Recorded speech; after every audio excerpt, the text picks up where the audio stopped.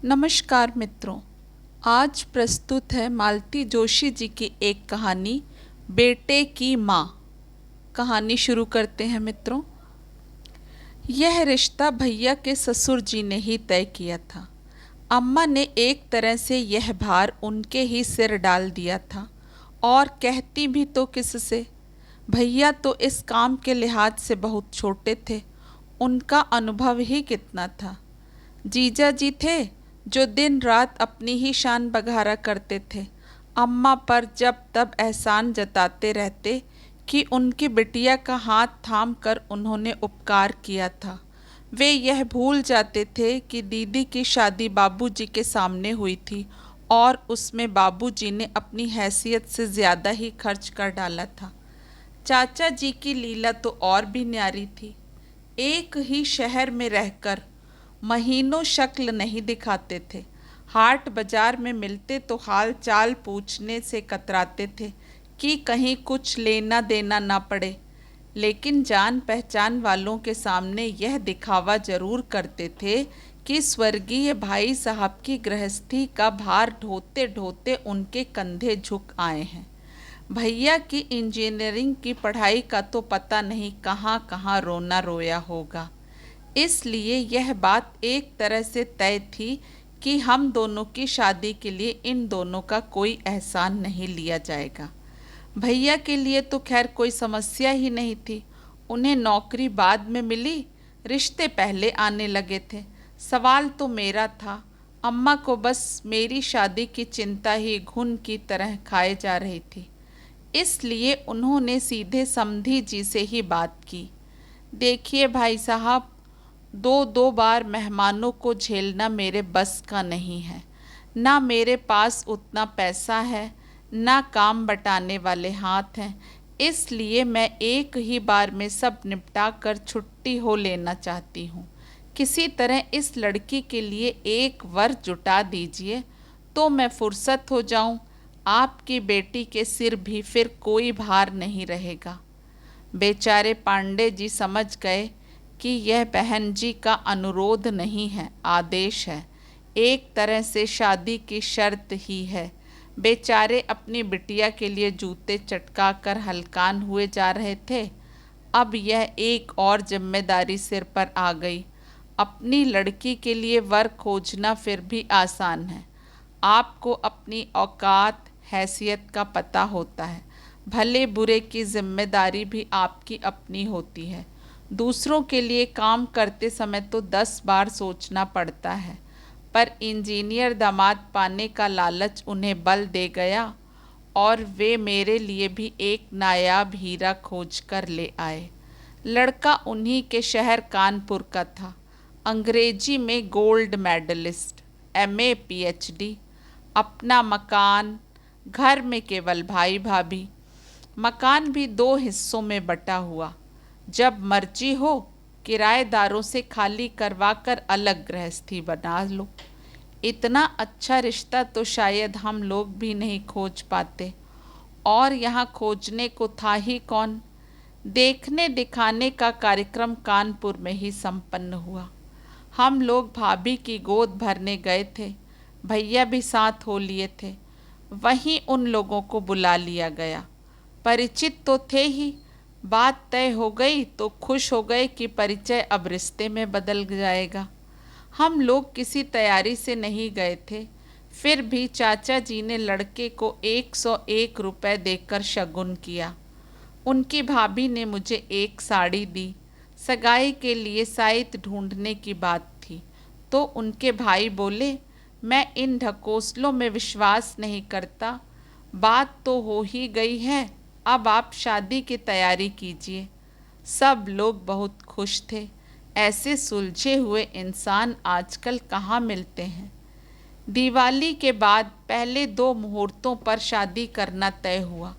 बीच में 2 दिन का अंतराल था, जो कि जरूरी था। इस बीच थोड़ा सा व्यवहारिक आदान प्रदान भी शुरू हो गया था, जैसे जन्मदिन की बधाइयाँ, उपहार आदि। सावन में हमने भाभी के यहाँ राखी डोरा भेजा। मेरी ससुराल से भी सामान आया। शुरू शुरू में हम लोग पत्र भी लिखते थे। भैया एक आध बार हो भी आए थे। फिर देखा कि अम्मा को यह सब अच्छा नहीं लग रहा है तो संयम कर लिया। 3-4 महीनों की ही तो बात थी। जून के अंत में भाभी का रिजल्ट निकला। इंग्लिश में गोल हो गई थी।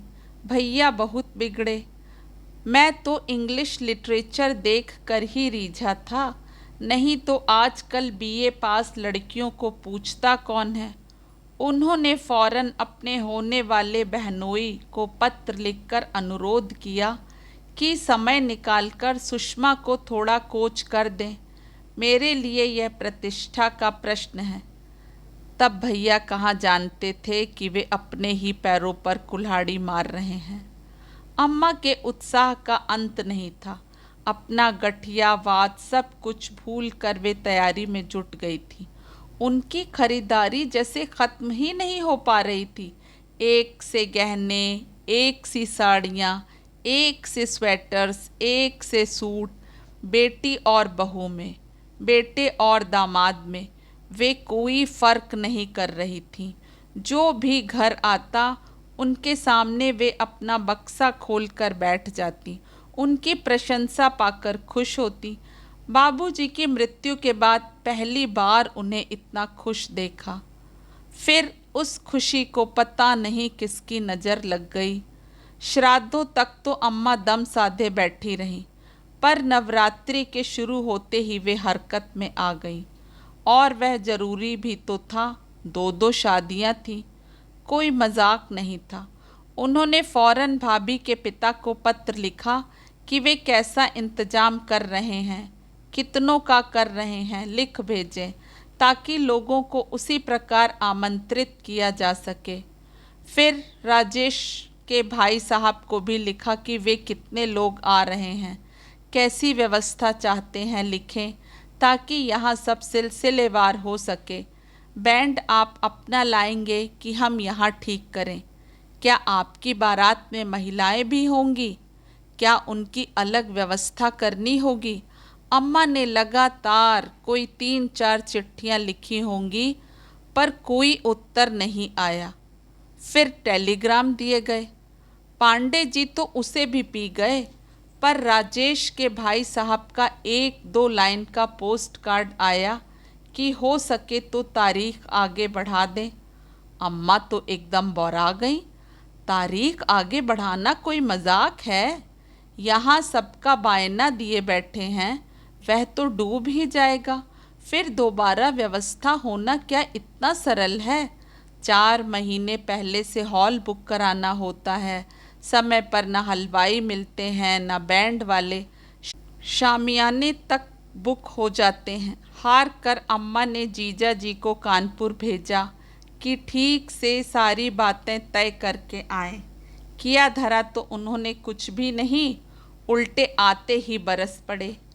ऐसी ही बेइज्जती करवानी हो तो आगे से हमें न भेजा कीजिए। आखिर क्या हुआ? होना क्या था? लोगों ने तो हमें हरकारा समझ लिया। किसी ने सीधे मुंह बात तक नहीं की। राजेश जी तो हमें देखकर सीधे दिल्ली खिसक लिए। बोले जरूरी सेमिनार है। उनके भाई साहब बुखार का बहाना बनाकर कमरे में दुबक गए। बस एक भाभी थी जो हमें घंटे भर बाद चाय नाश्ता करवाती रहीं, जैसे मैं वहाँ सिर्फ पेट भरने के लिए ही गया हूँ। तो पांडे जी को साथ ले लेते। वाह क्या कहने! अरे आपके पांडे जी के यहाँ तो हमें किसी ने पहचाना तक नहीं। सुषमा ने भी नहीं पहचाना। कहा तो दरवाजे से ही टरका दिया। कह दिया कि पांडे जी 3-4 दिन के लिए बनारस गए हैं, जब वे लौट आए तब आइएगा। कसम है मुझे जो अब मैं उनके दरवाजे थूकने भी जाऊं। अम्मा तो सचमुच डर गई। जीजा जी इस अपमान का बदला भैया की शादी में जरूर निकालेंगे, इसमें संदेह नहीं था। फिर अम्मा ने चिरौरी करके चाचा जी को भेजा। चाचा जीजा जी की तरह सोफिस्टिकेटेड आदमी नहीं थे, बिल्कुल ठेठ किस्म के जीव थे। मान अपमान की परवाह के ये बिना बात की तह तक पहुंचकर ही दम लेते थे। चाचा जी ही वह खबर लाए थे जिसे सुनकर हमारे पैरों के तले जमीन खिसक गई थी।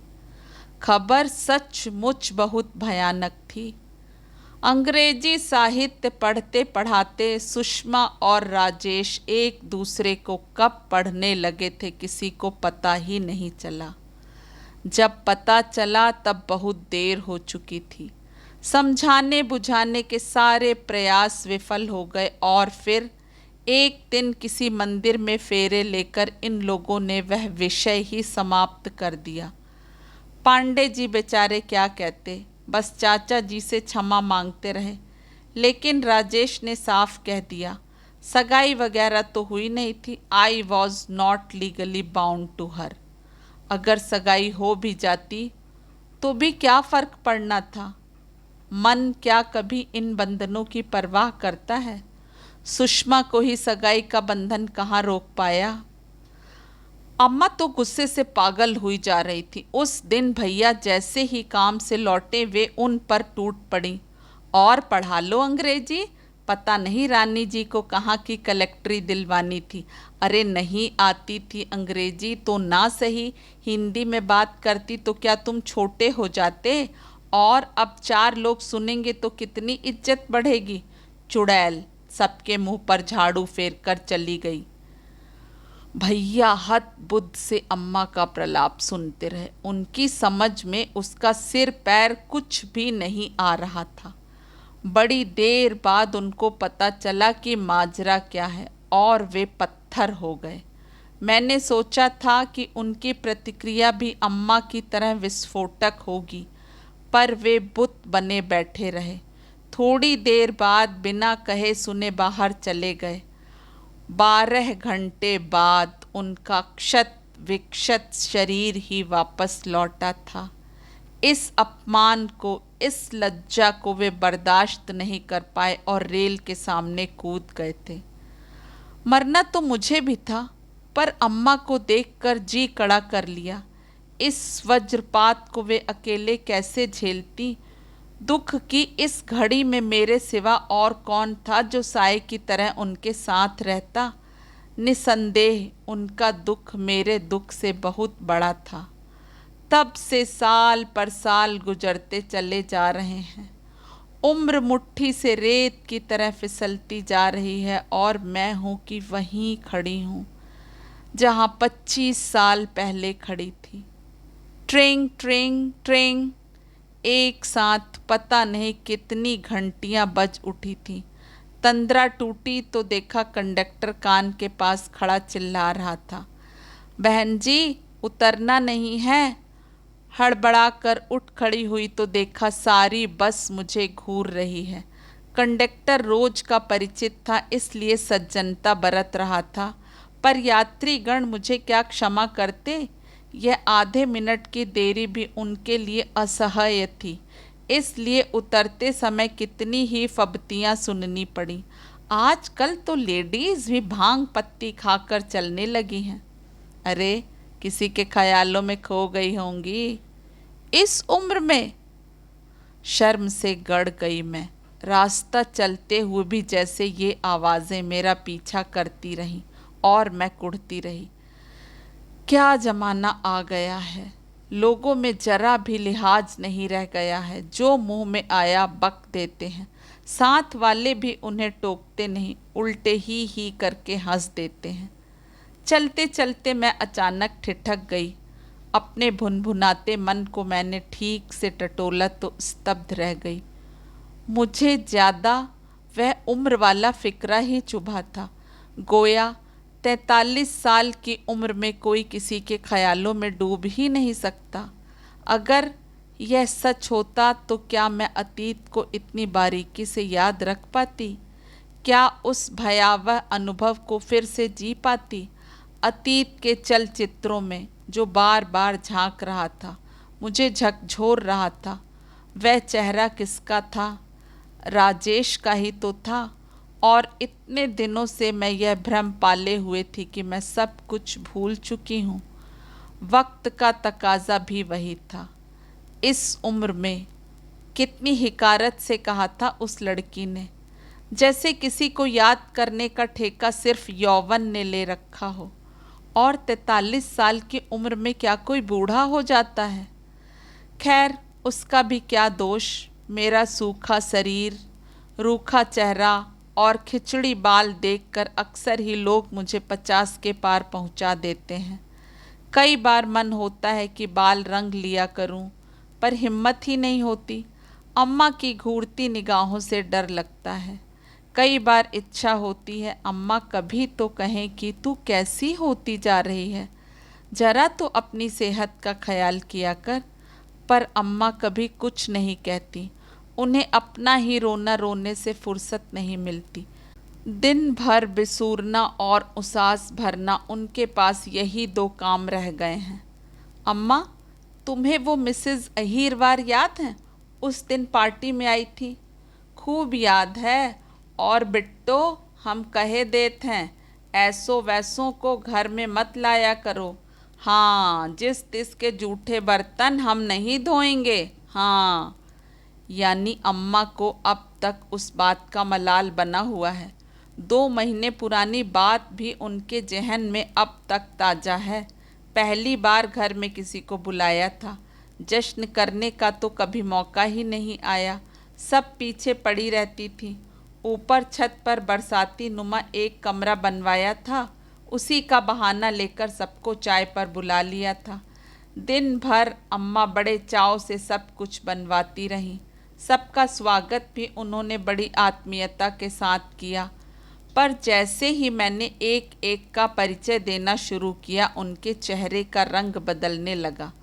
खाने में उन्होंने हमारा साथ नहीं दिया, जिसका किसी ने बुरा भी नहीं माना। पर जब सारी टीम मदद करने के बहाने चौके में घुस आई, तो मैं समझ गई कि आज रात अम्मा का उपवास रहेगा। एक बूंद पानी भी वे नहीं पिएंगी। सबके जाने के बाद रात को मैंने बर्तन समेटे। मेहरी तो कभी घर में थी ही नहीं, अपने आप ही सब कुछ करना था। अम्मा से बस मैंने कप प्लेट धोने के लिए कहा था। उन्होंने मना तो नहीं किया, पर इतना कुछ सुना दिया मानो मैंने उनका बुढ़ापा ही खराब कर दिया हो। इतना ताव आया था मुझे। मान लो आज भैया होते तो घर में रोज रोज पार्टियां होती, तब भी क्या अम्मा ऐसे ही झींकती? दूसरे ही क्षण ख्याल आया, भैया होते तो अम्मा बर्तन क्यों धोती? इंजीनियर की माँ होती वे, नौकरों की पलटन पर राज करती। अहिरवार की कोई बात कर रही थी ना तुम? अम्मा ने टोका। किस्सों में उन्हें बेहद रुचि है।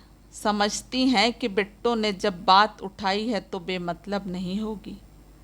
मिसेज अहीरवार की बहन का लड़का उनके यहाँ आया हुआ है।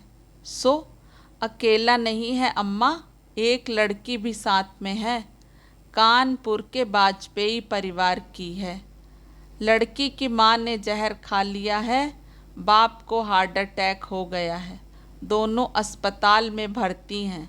लड़की का बड़ा भाई पिस्तौल लेकर घूम रहा है कि या तो बहन को वापस ले आएगा या दोनों को मार देगा। फांसी भी हो जाए तो परवाह नहीं। मिसेज अहीरवार बेचारी खूब रो रही थी। इतना गुणी लड़का है, बैंक में ऑफिसर है। बहन की सारी आशाएं उस पर टिकी हुई हैं। यह तो लड़की भगाने से पहले सोचना था ना। उसने भगाई नहीं है अम्मा, लड़की खुद उसके साथ आई है। वह कोई बच्ची नहीं है, उसके साथ बैंक में काम करती है। पढ़ लिख कर यही तो होगा। अम्मा का ये तकिया कलाम है। जहाँ कुछ उल्टा सीधा सुना, सारा दोष पढ़ाई के सिर मढ़ दिया। जैसे पढ़ लिख कर सभी लड़कियां आवारा हो जाती हैं। एक मैं भी तो हूँ, पढ़ी लिखी हूँ, नौकरी कर रही हूँ, फिर भी पिछले 25 सालों से जोग धारण किए बैठी हूँ कि नहीं। पर अम्मा की आंखें मुझे तो शायद कभी देखती ही नहीं। अम्मा, उस लड़की के माँ बाप कौन है जानती हो? कौन? वही जो कभी तुम्हारी बहू और दामाद बनने वाले थे। अम्मा का मुंह खुला का खुला रह गया। नाम और गली जरा परिचित सा लगा तो मैंने कुरेद कर पूछ लिया था। अम्मा, मेरा ख्याल है हम बिटिया का विधिवत कन्यादान कर ही दें। किसी दिन वह तुम्हारी भी पोती हो सकती थी। खबरदार, अम्मा दहाड़ी। उस कुलच्छनी। प्लीज़ अम्मा। अम्मा का पैतरा देखकर मैंने ज़बरदस्ती उन्हें टोक दिया, क्योंकि जब वे गाली देने लगती हैं तो ऐसी गालियां देती हैं कि कान बजने लगते हैं। खासकर सुषमा के लिए तो उनके पास इन अनमोल बोलों का अक्षय कोश है।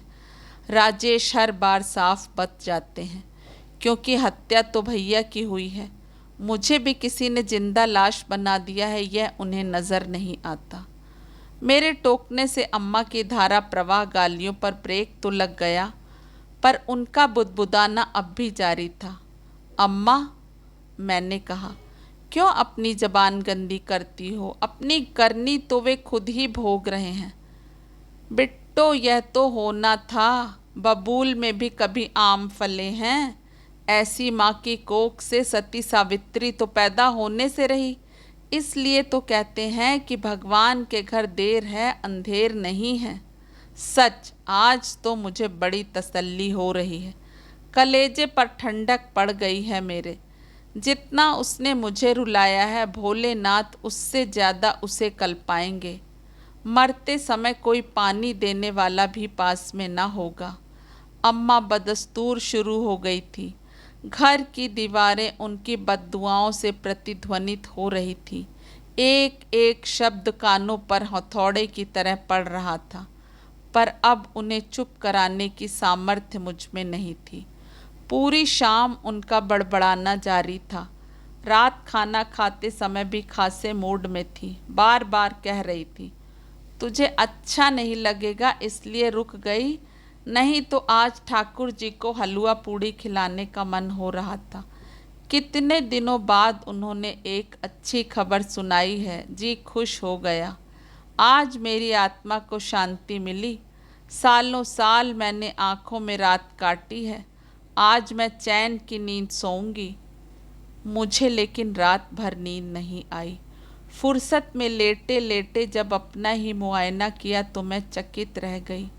मेरी नींद खुशी ने उड़ा दी थी। हाँ, सचमुच मैं बहुत खुश थी, शायद अम्मा से भी ज़्यादा खुश थी। मुझे अम्मा से ईर्ष्या हो रही थी।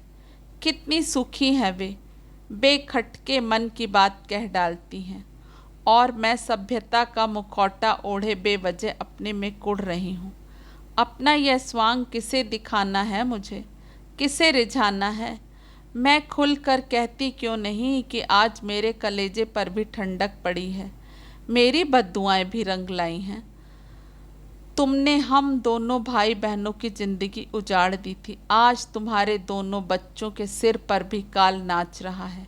ईश्वर ने बहुत सही न्याय किया है। पर मज़े की बात यह थी कि मेरा सारा रोष आक्रोश राजेश के लिए था। सुषमा को तो मैंने कब का बरी कर दिया था। नींद नहीं आ रही थी, फिर भी दम साधे पड़ी रही। करवट बदलते भी डर लग रहा था। कमरे के दूसरे छोर पर अम्मा की चारपाई थी। बहुत दिनों बाद चैन की नींद सोई थी। सोचा, अपनी खटर पटर से उनकी नींद क्यों खराब करूं। 3 बजे तक मैंने किसी तरह सब्र किया, फिर उठना ही पड़ा। मैंने बिल्कुल आहिस्ता बिस्तर छोड़ा, दबे पांव भीतर गई। बाथरूम का दरवाज़ा, पानी का मटका बहुत धीरे से खोला और बंद किया। जरा भी आवाज़ ना होने दी। आवाज़ के डर से ही बिजली का स्विच तक नहीं दबाया। उसी तरह दबे पांव लौटकर कमरे में आई। देखा अम्मा की चारपाई खाली थी, और शायद वह बड़ी देर से खाली रही होगी, क्योंकि देर तक जागने के बावजूद मुझे उनके खांसने खखारने की आवाज़ नहीं सुनाई दी थी। कहाँ चली गई अम्मा? भीतर तो नहीं थी। मैंने बाहर झांका। बरामदे की जाली से लगी वे एकटक बाहर निहार रही थी। अम्मा, मैंने आवाज़ दी। वे चौंकी। उन्होंने पलट कर देखा। उनकी आंखें डबडबाई हुई थी। शाम को उल्लास से दमकता उनका चेहरा बुझ सा गया था। क्या बात है अम्मा, नींद नहीं आ रही? उत्तर में उन्होंने फिर शून्य में नजरें गड़ा दी। डूबती सी आवाज में बोली, सब किस्मत की बात है लली। एक वह बेटा है जो घर की आन बान के लिए मरने मारने को उतारू हो गया। एक हमारे थे जो चुपचाप पटरी पर लेट गए, यह भी ना सोचा कि अम्मा का बुढ़ापा कैसे कटेगा। मैं स्तब्ध रह गई। अम्मा की पीठ पर रखा मेरा हाथ बर्फ हो गया। तो क्या सारी रात अम्मा जागकर इसी का मातम मना रही थी? क्या वे बिल्कुल भूल गई हैं कि उनके बुढ़ापे की गरिमा बनाए रखने के लिए मैंने अपना यौवन राख कर दिया है? वे फफक कर रो पड़ी थी, पर मैं जड़वत खड़ी रह गई। उन्हें सांत्वना देने का जरा भी मन नहीं हुआ, क्योंकि पता था कि इन आंसुओं में से एक भी मेरे लिए नहीं है। मेरे लिए, मेरे उजड़े अतीत के लिए, मेरे सूने भविष्य के लिए, मेरे बिखरे सपनों के लिए अम्मा कब रोई थी जो आज रोएंगी। आज पक्का विश्वास हो गया अपने को कि जिनके लिए तिल तिल कर जी रही हूँ वे मेरी माँ नहीं है, वे तो भैया की माँ हैं, अपने बेटे की माँ। दोस्तों, आशा करती हूँ कहानी आपको पसंद आई होगी। ये हमारे समाज की एक बहुत कड़वी सच्चाई है। परिवार में जितना मान पुत्र को दिया जाता है उतना पुत्री को नहीं। कहानी सुनने के लिए आप सभी ने जो अपना कीमती समय दिया उसके लिए आपका हार्दिक धन्यवाद। और यदि आपको मेरा वाचन पसंद आया हो तो कृपया चैनल को सब्सक्राइब कर दें। नमस्कार।